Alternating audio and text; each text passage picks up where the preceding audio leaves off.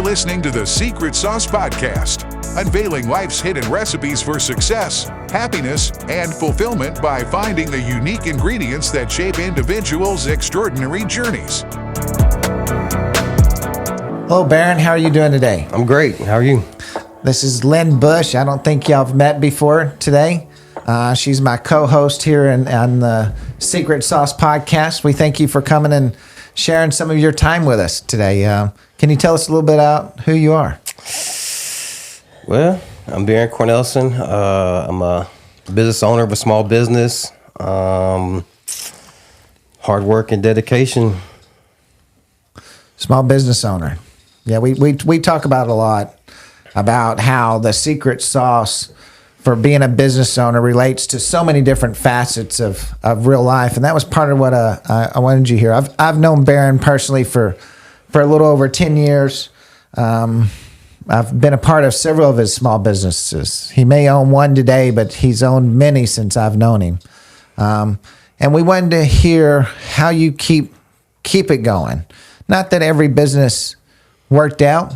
There's lots of failures in life that leads to lots of successes. That's just life. But we wanted to know, why didn't you stay down?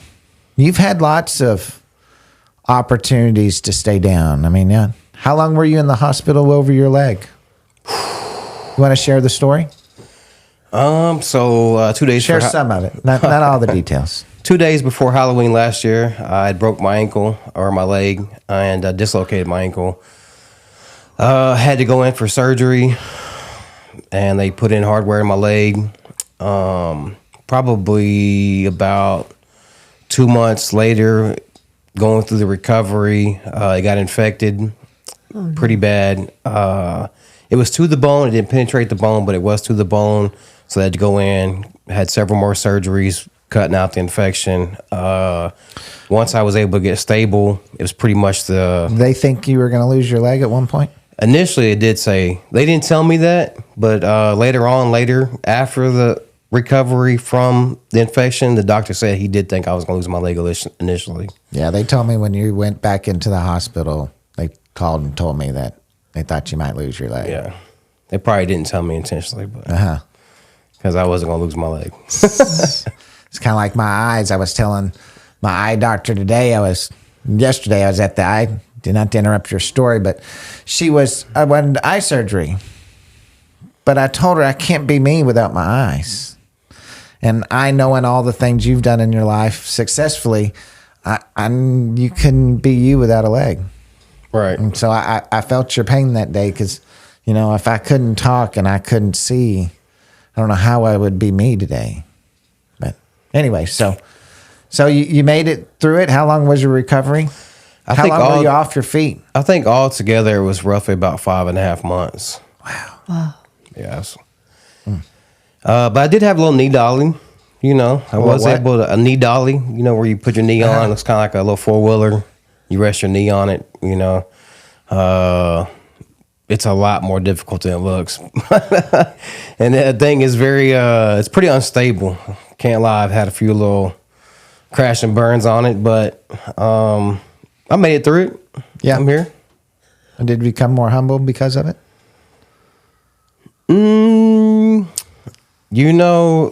To be honest with you, lots of people say when they have near-death experiences, they come out of it feeling different.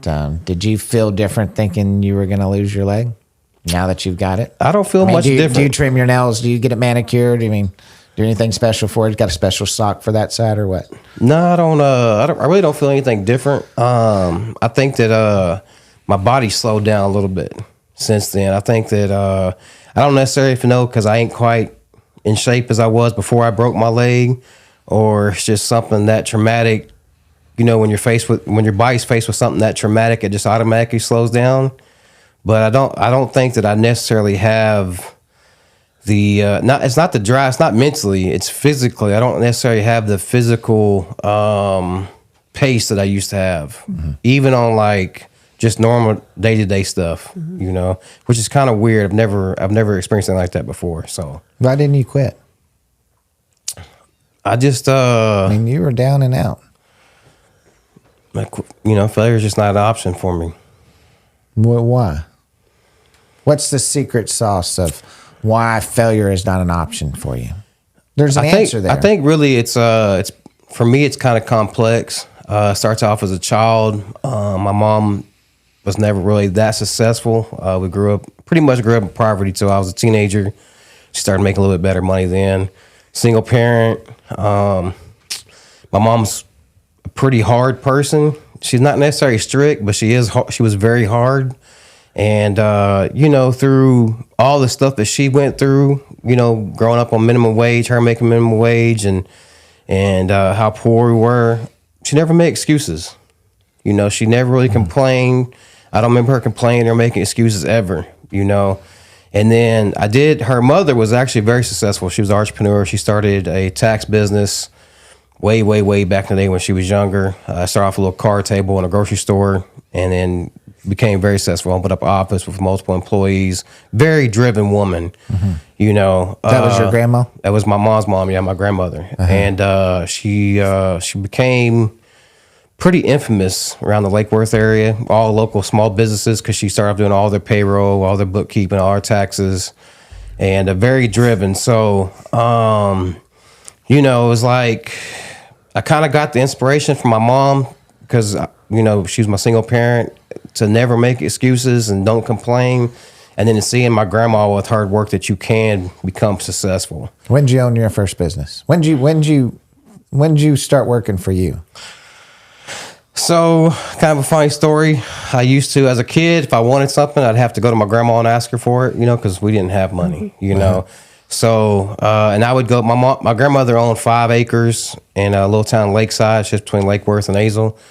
And so if I wanted something, she would pretty much always give it to me, but I'd have to work for it. She'd maybe come to her house and do stuff. Usually it was mowing, but because she had 1 acre, it's completely isolated from the other 4, and it was beautiful, all St. Augustine grass. I'd come out there and mow and weed eat and edge, and just whatever else you want to do around the house. Sure. And I used to do this as a kid growing up. And at one point in time, I went to her. I was probably around 7th or 8th grade, maybe just a little bit younger. And she said, "You know what, Baron? I'm going to take you down here to Sears. I'm going to buy you a lawnmower so you have the opportunity to go make you some money." So I said, all right. So she did. And I had to work for it. I worked the whole weekend at her house. She took me down to Sears, bought me a little lawnmower. And I started cutting grass around my neighbor's house as a young teenager. And, I didn't have weed or edge or blow, nothing like that, just mowing. And I had me 3 or 4 yards, and for somebody that young, that's, that's $100, $125. That was, for me, that was a lot of money back then. Yeah. So I really looked forward to it. And I kind of did it off and on, until I got older. And then I had 2 really distinct moments that I remember working for myself. Selling cinnamon sticks in elementary school, the toothpicks. Mm-hmm. You get the oil from the pharmacy and then put a couple of drops in the Ziploc bag and with some toothpicks, and they were 25 cents back then. And then David Parahan, my stepdad, my mama just got married. We weren't big fans I wasn't a big fan of my stepdad. And certainly kind of like you said, we didn't grow up with a bunch of money, and they certainly didn't spend it on their kids when they did have money. And so they told me I couldn't have a tennis racket I wanted. And I was a great tennis player. So I took the lawnmower while they were at work, and I went and mowed a bunch of lawns. I went and bought the tennis racket from David Parahan's dad. It was a new Prince wide body tennis rackets. First, nobody had a wide body back then. I think it cost me $200, so it was super stupid expensive in 1989 or 88, whenever that was. And I came home, and they took my tennis racket, and I got grounded. And I thought, I have done something so right that people grounded me for it. I've got to figure out what it was, and I'm going to keep doing it, because I was my own boss. Regardless of them grounding me, taking my tennis racket, I did it on my own. And there was a light that lit inside of me that day with David Parahan. I'll never forget that moment. Being grounded, having my tennis racket, the whole memory just sits there. And I think that was my pivotal moment. I don't getting it necessarily know going? if that was necessarily I don't think my pivot moment came to that point yet. It kind of taught me that, if I wanted something, I could go get it. It might not necessarily be, I might not necessarily be extremely successful right off the bat, but I knew that my effort could go out there and I could generate cash, or money right then, if I just got work for it. Mm-hmm. So as I got older, my very first job was working at Chuck E. Cheese. Mm-hmm. I started off just busting tables and doing the little check where you check the hands in and out of the door and dressing up as Chucky. You dressed up as Chucky. I had dressed up as Chucky a few times, and can we have Chucky on the show sometime in the future? I'll get the outfit. And then, by 17, I was already a manager. I was the youngest, highest paid assistant manager in the company. And I started off, before getting promoted, I started off at the White Summit Chuck E. Cheese. And I got thrown in the kitchen after about 2 months of working there. Had no idea how to cook anything. Had never worked in a restaurant before. Had no idea what it was like, what to do. Didn't know any recipes, any pizzas, because I just always ordered, meat lovers or pepperoni as a kid. And never really paid attention, and I got stuck back there. And I was in there with a bunch of veteran guys. And it was extremely competitive. Like everybody in there every day was competing. At Chuck E. Cheese. At Chuck E. Cheese. Making pizza. Extremely competitive. Uh-huh. They make their dough from scratch. And Chuck E. Cheese actually used really good ingredients, like top-notch ingredients. Did you toss it? Were you a tosser? I was able to toss it. Took me a while. It took me a couple years before I actually got to making the dough process because I was working while I was in school. Mm-hmm. And I make all the dough in the morning, so I never really made dough. So I started off just wetting, getting a little hand towel and getting it wet and tossing it before I ever started making dough. Mm-hmm. And so when I started making dough, it made it a lot easier, But, it was extremely competitive, and I was the new boot in there and I was much younger than everybody else. So I had to work hard to keep up, And eventually I was that veteran person, and then when I got promoted, they transferred me to another Chuck E. Cheese. It was complete opposite. I mean, I walked in there and I was like, mountains above everybody else. Like the skill set over there was just ridiculous. It was a filling store. Everybody over there just was not very good. There was no competitive nature. So I just stood way out above everybody else. It made me start thinking about like just the effort, where I went from basically I was ended up being a top tier person, but still kind of normal.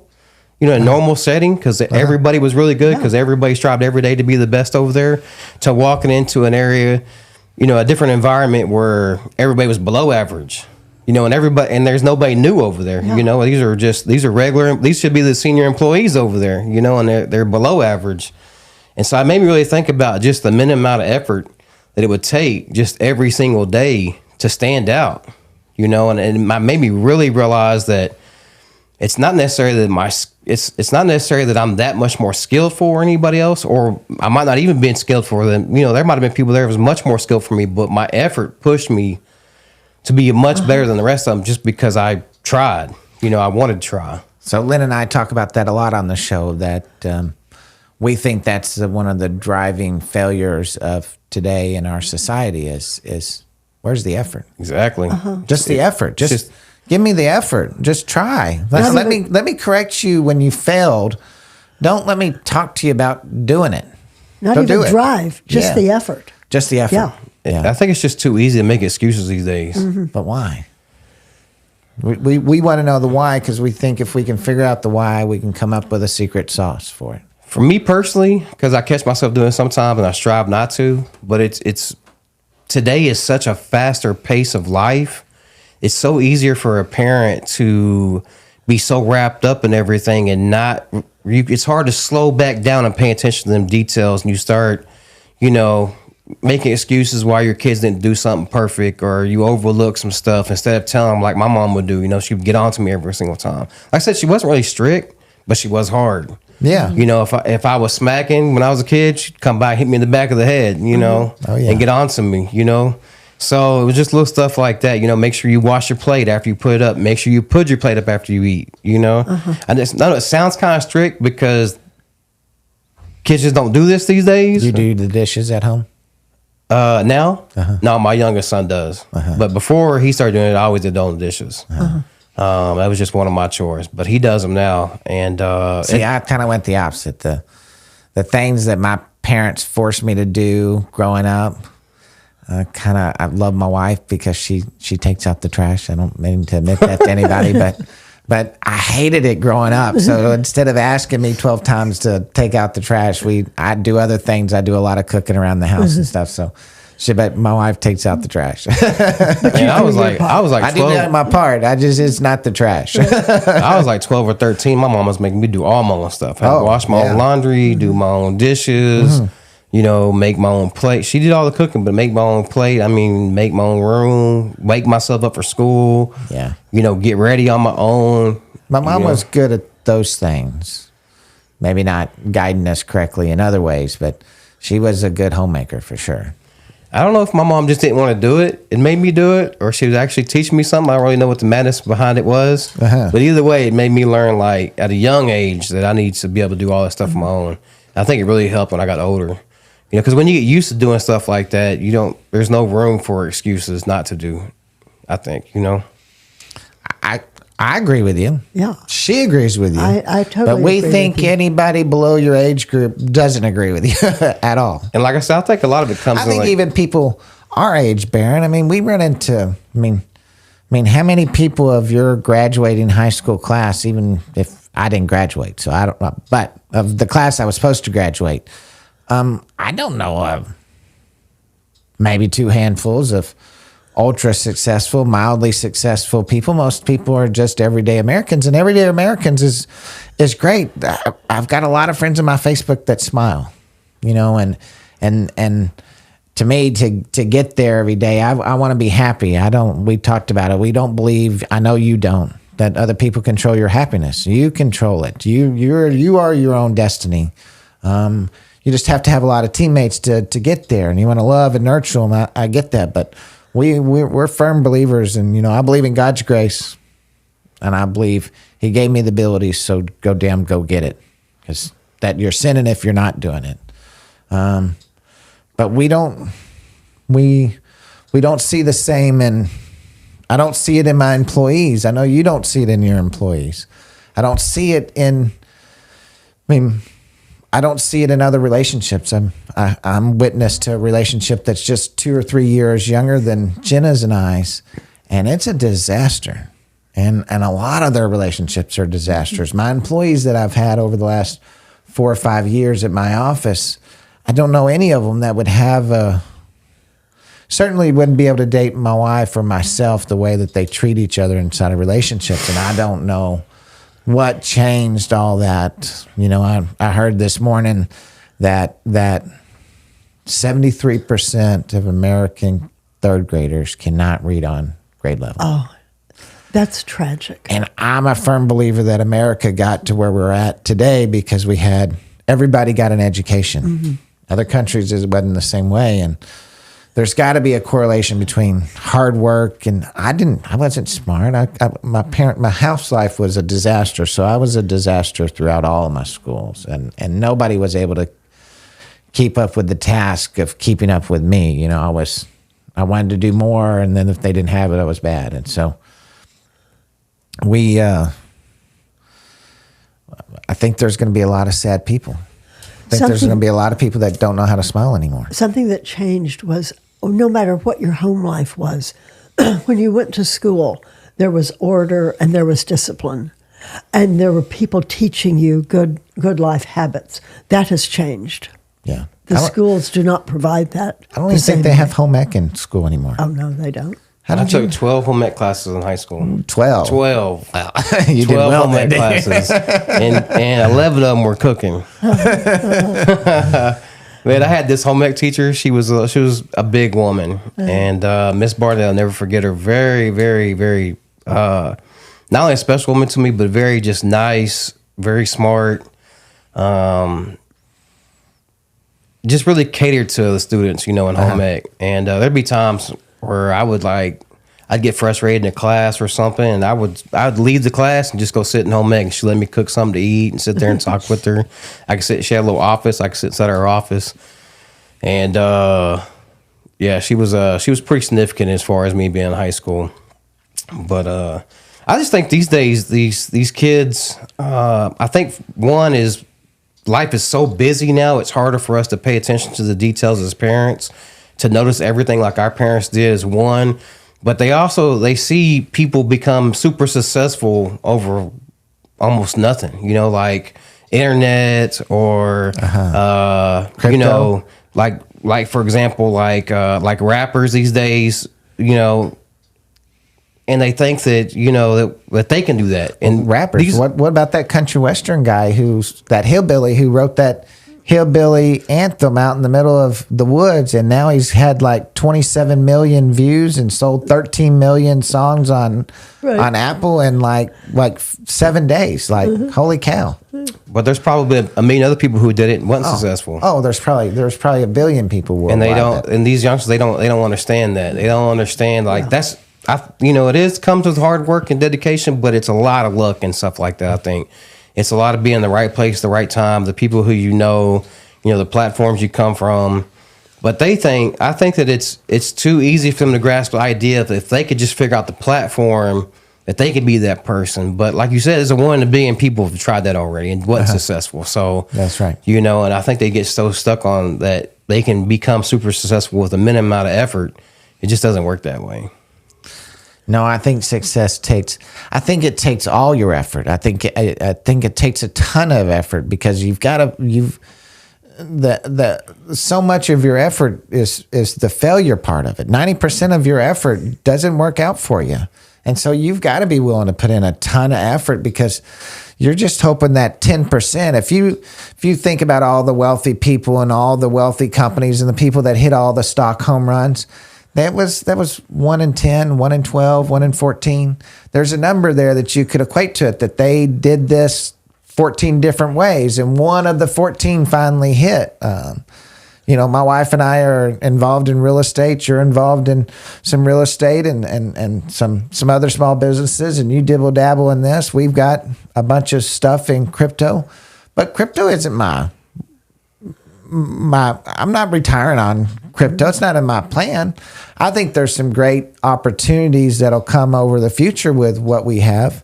But our life is what we do on a daily basis, is how we earn an income, not hoping for a one-off. You know, we're doing, you know, you're here with us on our podcast. So we're doing this to go change a bunch of lives, not to become a one-hit wonder.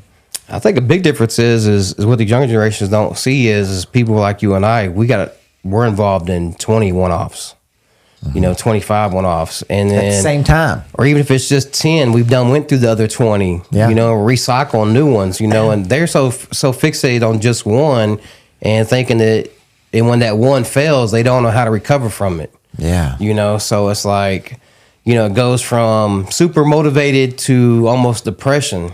You know, they don't know how to overcome that. So, you know, when we was kids, it was like the things they didn't teach in school was how to overcome unemployment, and they didn't teach credit. Yeah. You know, so we had to learn that. We had to overcome that. We had to make the mistakes. We had to figure out how to get a new job if we got laid off or fired or whatever the scenario was from job to job. And we had to learn how to manage our credit correctly. They didn't teach you that in school. Now, these days, it's way beyond that. You know, I don't see how really they teach you how to overcome anything in life, personally. I don't teach bank accounts. I don't think they teach interviews. I mean, I couldn't imagine some of these kids that I run into. I couldn't imagine them going and interviewing for a job, but so they're out there. What was after you left your first job, what happened then? So, to be honest, I kind of struggled. I was actually fired from Chuck E. Cheese for establishing a relationship with an employee, which is absolutely ridiculous. It was pretty devastating to me because I really felt like I had really dedicated. I worked for the company 4.5 years. Never had a write-up, never done anything wrong.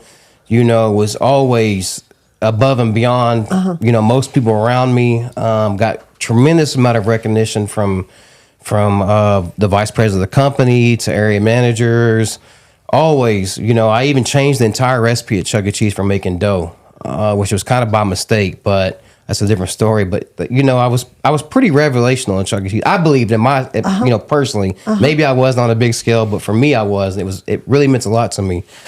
And they fired me over establishing a relationship with an employee, which was absolutely it was kind of ridiculous. I put myself in a bad situation, but when I left when they fired me with Chuck E. Cheese, I got hired on at several other restaurants after that, and it was really hard for me to really fit in anywhere else. You know, I think it was a little bit of a confidence issue because I came from somewhere where I felt like not only was my future secure working there, but I was almost on a pedestal. I put myself on a pedestal, and to go from that to the bottom of the barrel again, and just not really fitting in anywhere. So why didn't you quit? You know, it's like goes back to my roots. You know, I never see my mom make excuses. I never heard her complain. It was just, if it doesn't work, try something else. You know, and then always seeing my grandma being successful and wanting to be like that. I just felt like that was a pretty rough period for me, as I got hired on at Steak and Ale as a manager. I didn't like it there. You know they're building Steak and Ale again. Oh, they're starting It's them back up? It was. Steak and Ale was pretty cool. They made everything from scratch. I think North Carolina, South Carolina is getting the first one, but there's a plan to have one here in Dallas within the next 18 months. I like Steak and Ale a lot, or I did like it. Well, I think we can all just admit it. We all like the salad bar.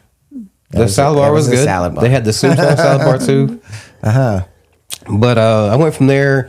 I got hired on at Spring Creek Barbecue as a manager, and the entire manager staff is all salary, and they work you to death. And from there, like at Chuck E. Cheese, there's usually you overlap like an hour or two as a managers, but there's significantly one manager's got one shift. And at Spring Creek, there would be two managers there, a minimum of two managers there all the time. From open to close, would be at least two managers there. And throughout the middle of the day, there'd be somebody working a mid shift. So during the middle of the day, there's three managers there every day. So it just felt like, for me, like I couldn't really have that control. And that control over running something was kind of like, I felt like at that point in my life was like my skill set. And I just didn't fit in there either. So it was kind of a little bit of a struggle. I went through some ups and downs, and I started cutting grass again.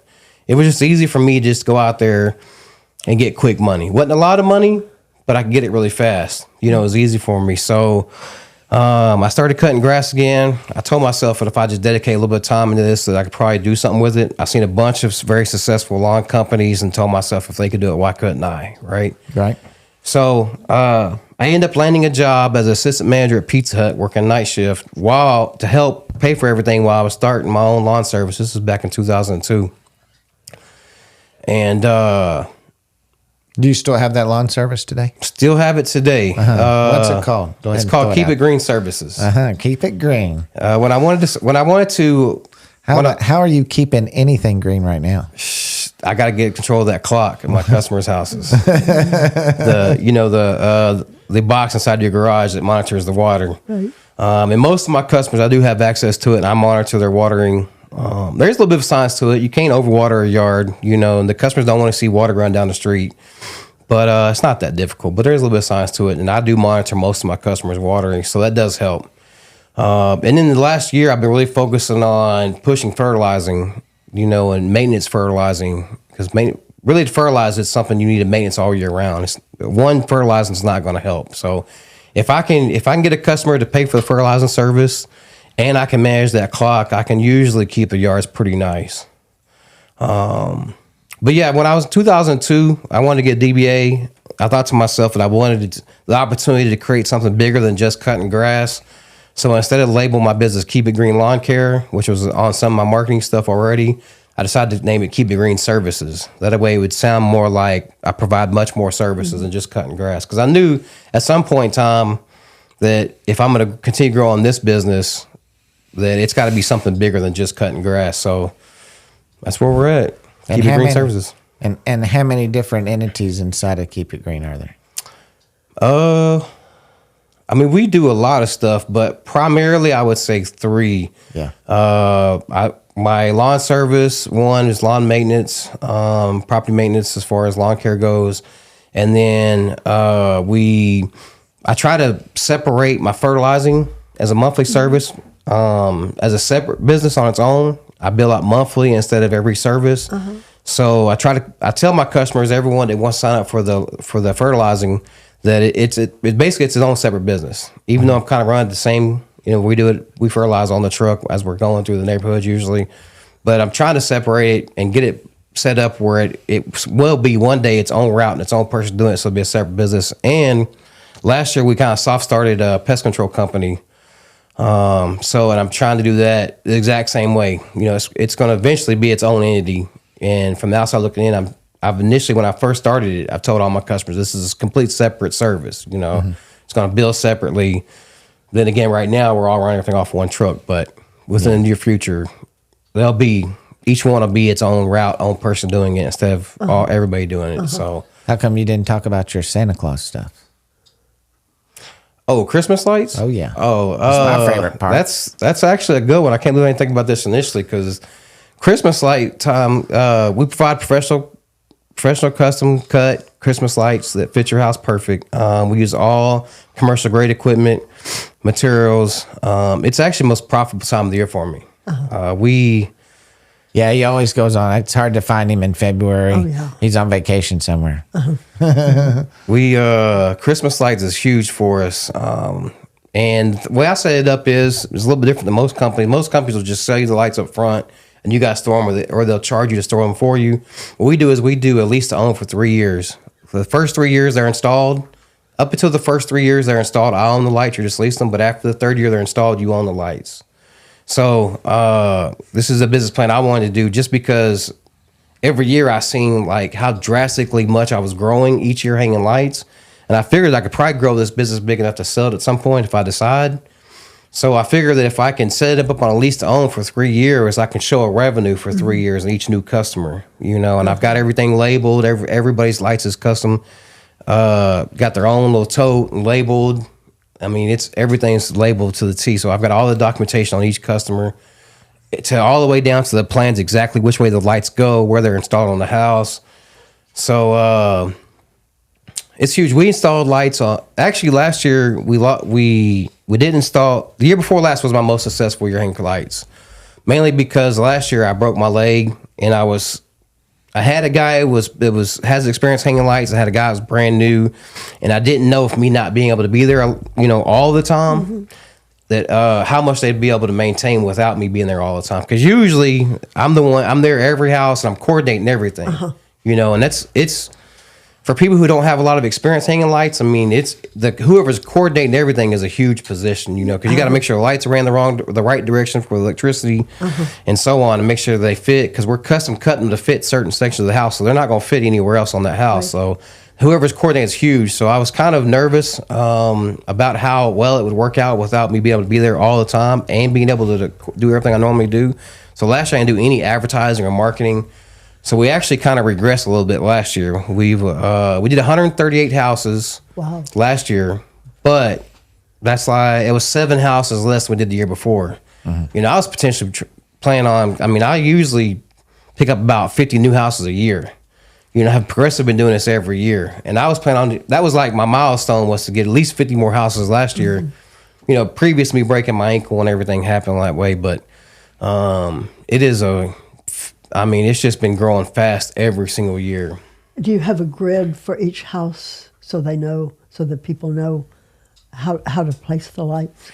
So we don't have a grid, or we don't have like any blueprint of the house, nothing, but we do write down like on each plug there's like a flat surface, and we'll write like LF for left front, and then it would be, you know, then they'll be, most of them are connected together on each run. Each run, it's not together. They're separated by basically extension cord, right? Then we'll write like top peak or left peak. Okay. So it'd be 2 initials. It'd be left or right, and then it'd be the second letter will be whatever it's describing, you know. So it's pretty easy to figure out once somebody explains to you, you know, what you're looking at it. Like as far as employee goes, I can explain to them what each letter means. It's pretty easy to figure it out. Yeah. But if you run one backwards, the whole thing is a disaster, you know? Right. So you got to understand. Right. And so tell me about your college education. I never made it to college. So how do you know marketing and finance and bill paying and growing and escalation? How do you know how do you know all that? Don't you have to learn that in college?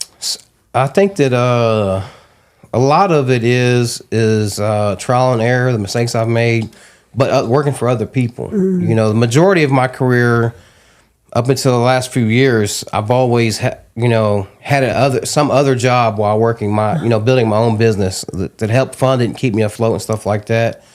And in every position, almost every company I've ever worked for, I've been in some kind of management position. So I've been able to learn different things. Like when I was working at Chuck E. Cheese, starting off my very first job, I never did payroll, but I did do scheduling. I did all the food and beverage inventory, and I did all the food and beverage orders. So right off the bat, that kind of helped me understand the logistics of, on a mild basis, understand logistics of some parts of the business. And I think a lot of businesses, in the general idea, you can kind of run them all the same, to a certain degree. Obviously it gets more complex and specific for each business, but initially on a managed position, I think most businesses are all ran the same as far as employees goes, logistics of the business, and just understanding how everything works. Pretty cool story. When I worked at Pizza Hut, like I said, I was just assistant manager there. And I was trying to start my lawn service then, and I was growing my lawn service then. I had a couple opportunities where they came to me once, promoted me to a general manager, and I turned it down just because I didn't want to work the extra hours because I needed the extra hours to devote to my own business. But what they did do is after the second time I turned down a promotion to become the GM, they started sending me to failing restaurants to help figure out what was going wrong with the restaurants. And because of the fact I had such a strong background in the kitchen or production-wise of the business, it was easy for me to figure out what was going on. Because usually, especially when you got a business it's already had so much marketing, has a stability foundation, like Pizza Hut, or something like online, like Chuck E. Cheese, it's easy to figure out if you're not making the money, why. You either got people coming in the door or you don't. And if you got people coming in the door, why are you not making money? Well, for me, I'd always start in the kitchen.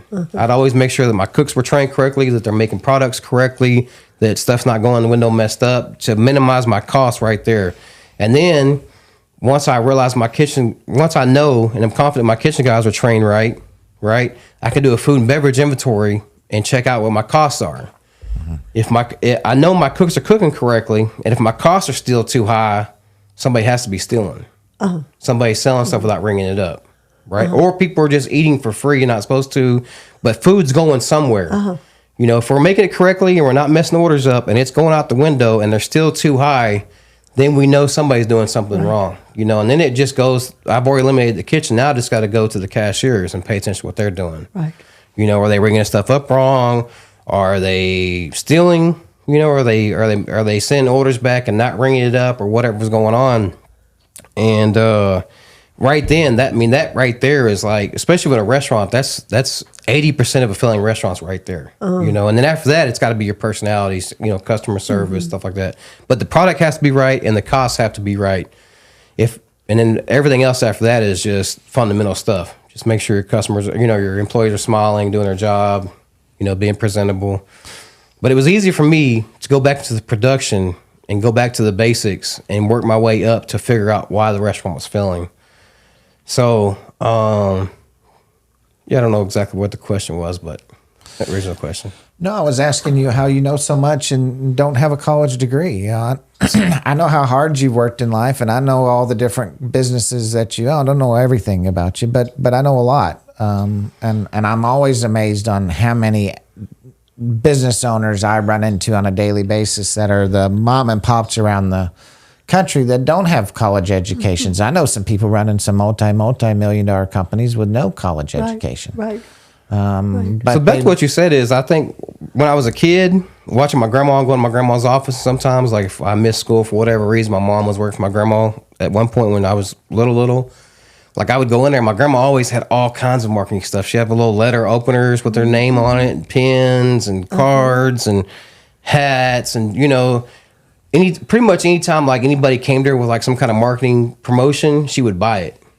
She always had tons and tons of this stuff, and she'd give it out to everybody. And that kind of sunk in a little bit. And then my next thing is years later, I ended up getting a job as a general manager at Little Caesars.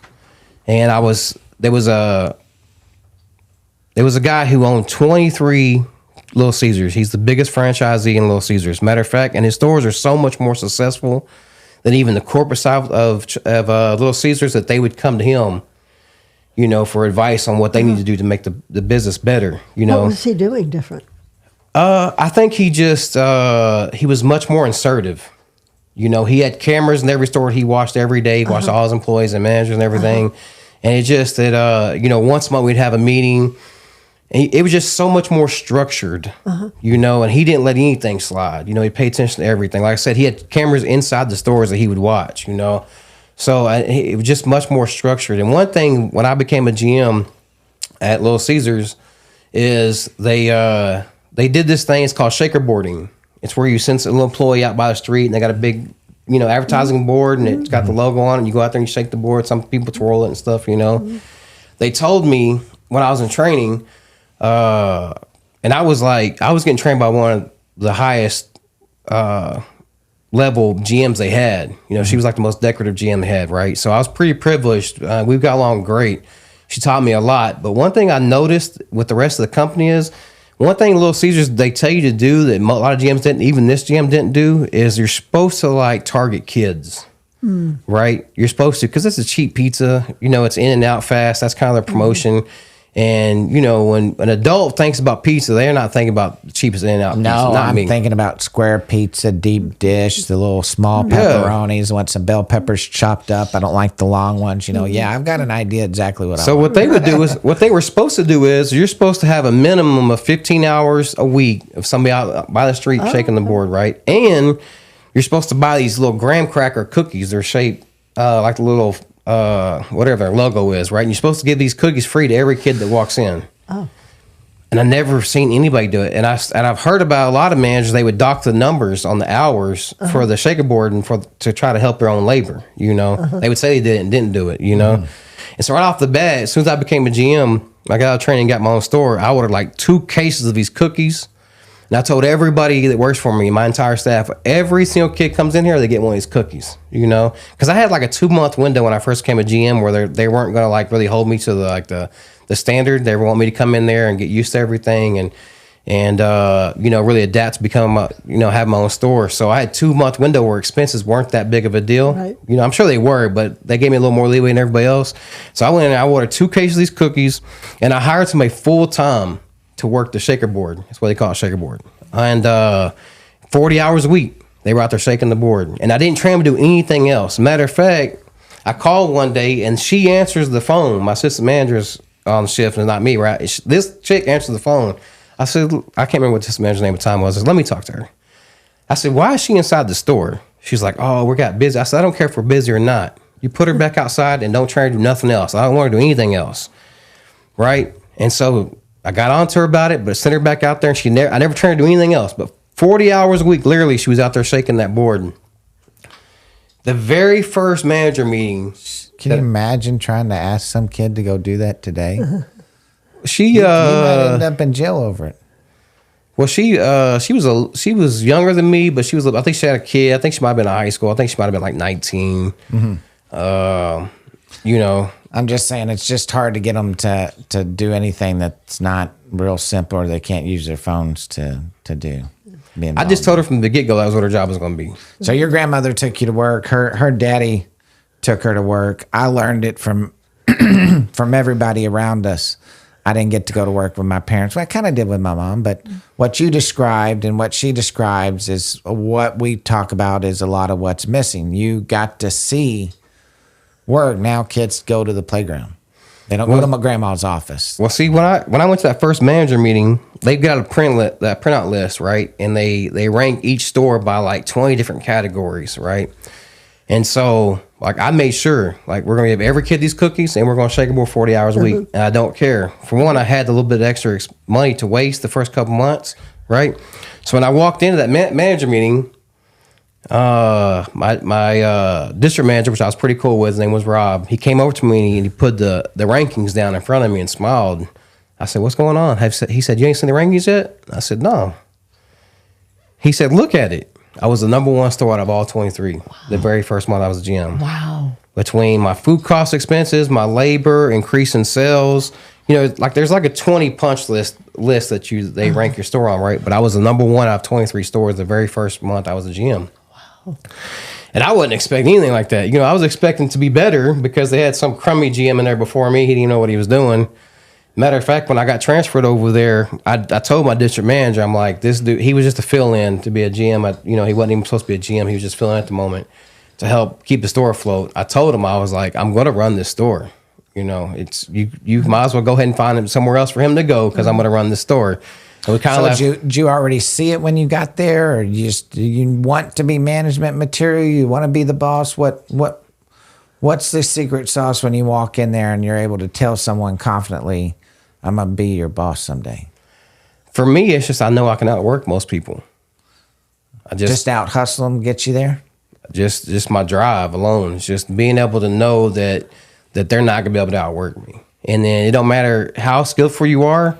I think that today, people who are extremely skilled don't put a lot of effort into things because they don't have to. And I used to teach my oldest son this a lot growing up. I'm like, son, you're not the most skilled person. You'll never be the most skilled person. You are athletic, but you're never going to be the most athletic. You're going to have to outwork everybody else. I've had this conversation with 30 times. Yeah. And I've told him, I was like, you have the ability to outwork anybody. And you can do whatever you want, and you can beat out anybody you want, but you're going to have to outwork them. Yeah. Kobe Bryant's got a great story, and I know you're talking about basketball. He said, I'd get up in the morning at 7. I'd be at basketball practice by 8:30. I'd basketball practice till 11. Most basketball players don't wake up until 10 or 11. They show up to the gym at noon. By the time they're seeing me, I'm at my second practice of the day. And so I out-hustled you by 4 or 5 hours. And if I did that enough times, I'd be far superior basketball player. And he was. Far superior. Far superior. I love Kobe Bryant. I've listened to pretty much everything he's ever recorded on him. Oh, really? Yeah. I love Kobe Bryant. I always have. Yeah, I seen it work. Just putting the effort extra in that nobody else was doing. I seen it work. And then I've kind of already had some ideas on marketing and seen marketing work. Just really didn't. At this point, I don't really know how to market on my own. I just know how to outmarket other people. You show me how to do it, and I'm going to outperform everybody else, And I think working for Jeff gave me the opportunity to really kind of understand the logistics of marketing a little better, how to target people specifically outside the box. And we learned how to target people in their eyes. We were putting out signs and bandit signs, and we had learned that bandit signs we got more phone calls when they were eye level from your car. So when they were down low on the ground, not so much. When you had them way up high, not so much. But when you had them on that sign about 4.5 to 5 feet high, you got a lot of phone calls. We would zip tie them the signs. I still think we invented the zippy. People were zip tying signs now. Yes. And I was nobody putting out was signs zip yesterday. tying. Nobody was zip tying. Nobody was zip tying back then. Yeah. Do you know what a zippy is? So you've gone to a stop sign and seen a chloroplast sign on there. So 2009, I guess, 2010, when we started doing it, nobody was putting them on stop signs. We had bought some zip ties, and we learned real quick the code enforcement officers could turn them real fast and pop it off real quick. So we beat them by putting 2 zip ties on the chloroplast, and you can't do it. So if you don't have clippers that clip through it, then that sign's staying there. And that became our secret for like 5 or 6 years. Nobody carried around a pair of It always seemed like we were one step ahead of them. I remember one time I was doing some marketing in Houston for us and putting out bandit signs and stuff. And I remember getting a call. I think it might have been Jeff that called me. I getting a call from the office saying that Code Compliance must be right behind you because they're picking up signs, you're putting them out. And I said, well, I guess I need to pick up the pace a little bit more, He never actually caught me with that, so. Or they'd call and tell you, they'd be like, can you come get these signs? And that was my favorite thing for them to say. I'd be like, you betcha. I'll be right over there. And then they'd call 4 or 5 days later. Hey, you were going to come pick up these signs. Yeah, sorry, we must have had the wrong address. Tell me that address again. We'll be right over there. Yeah, I used to always tell them They'd be up for 2 weeks. I'd get this call multiple times too. They'd call the office nonstop. But I get this one time. I had a cop ask me. He said, "Who do you expect to go back and pick these signs up?" I said, "Hopefully nobody."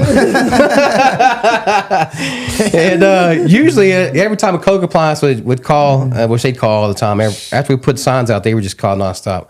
I'd always turn around and start asking questions about their credit. Of course, I never got any of them to sign up, but it was always comical to me to turn the whole conversation around and start talking about their credit, and then they would get more offensive. But at least we're talking about, I just leave the signs out there. I go back and pick them up, and of course, I never went back. I got some tickets one time from Code Compliance, and I made the lady stand outside my office. I told her, "You're not allowed in my office. You want to write me a ticket? You can do it. You're just going to do it outside." Code Compliance was kind of comical. Yeah, we had a good time with them, and we've been all over. I mean, we've put out bandit signs, marketing signs from here to Mississippi to Tennessee to all over Texas, every city in Texas. I got to see a lot of the states around me because we put out bandit signs all over. Arkansas was cool. So it's just lots of hard work. Baron, I agree with you. I think your secret sauce to life has been your attitude, one. Your inner drive to be far greater than where you're at today, and your want to be greater than anybody in your past. And I think we all feel that. I wished we could put that secret sauce in a bottle and sell it like they do Red Bull. We'd make a bunch of money. But we've got to tell it, and that's the answer to what we're doing here. And thank you for being on the show today and sharing your story. Hopefully we'll be able to have you back here soon and talk about politics and the government and Trump and the election and all the things you and I like to talk about off the air. Thank you for your presence. Absolutely. Your story is fascinating. Yeah. We touched on it a little bit. It's most important thing is just, for me, I just don't give myself an option to quit. I just figure out, I think most people, when you're faced with a problem, I think most people, especially these days, they get so fixated on the problem that they can't find solutions. And for me, ever since I was a kid, I probably starting from my mom, never making excuses or complaining, seeing my grandma become successful on her own, especially in the 70s, 80s, and 90s, she wasn't single originally, but my grandfather did pass away. But, a woman being a small business owner all by herself and becoming successful back then was remarkable, right. And so I just think that it helped me train my mindset to, when something happens, whatever it is, whatever kind of problem you're faced with, my first reaction is to not think about the problem, but to think about solutions. And it allows me to be able to advance so much faster than most people, no matter what the skill set is. People could be far more advanced and skilled from me in anything, but most people are so initially fixated on the problem that they can't initially start thinking about different, solutions. And my whole thought process is I don't, F the problem. What do we got to do to fix it? That's just, even every single day I'm faced with situations, and that's always been my thought process is it's already done. What we got to do to fix it? And I just don't think very many people these days look at problems like that. They just so fixated on the problem that they have a hard time overcoming it, big or small. So yeah, the problem's already happened. So move on. Let's not let it happen again. Let's fix the issues that it created. Let's keep going forward. That's absolutely got to keep going. Just overcome adversity. Right. Not can you do it? Just do it. Just do it. Well, let's leave it there. Let's do it. Cool. Thank you for coming today. Absolutely. Thank you, Lynn. This is Jeffrey Davis with the Secret Sauce Podcast. We'll see you next week. Thank you for joining us for this episode of the Secret Sauce Podcast. Follow us on social media at the Secret Sauce Pod to receive daily encouragement on how to find your secret sauce to life.